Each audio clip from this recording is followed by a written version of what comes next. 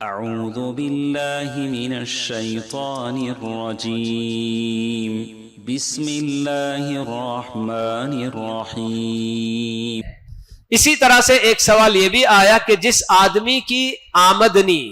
اس کا اپنا جو ہے کیا ہے وہ مشکوک ہے، حلال طریقے سے کما رہا یا حرام طریقے سے کما رہا ہے،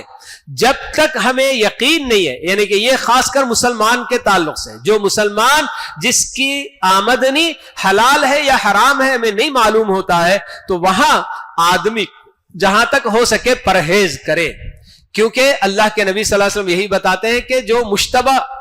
چیزیں ہوتی ہیں اس سے آدمی کو بچنا چاہیے، جس میں شبہ ہوتا ہے۔ جہاں ہم کو یقین ہے کہ یہ صرف اور صرف حرام ہی کی کمائی ہے تو پھر اس آدمی کی نہ دعوت قبول کریں نہ اس کا کوئی تحفہ قبول کریں۔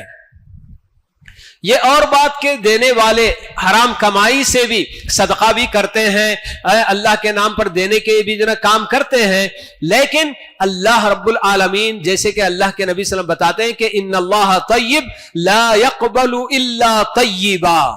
اللہ تعالیٰ بالکل پاکیزہ ہے اور پاکیزہ چیزیں ہی اللہ تعالیٰ قبول کرتے ہیں۔ تو ایسے بندے جن کی کمائی پوری مکمل حرام ہے وہ اگر صدقہ کرتے ہیں، دیتے دلاتے بھی ہیں، تو کہاں تک ان کا یہ صدقہ قبول ہوگا اللہ ہی بہتر جانے۔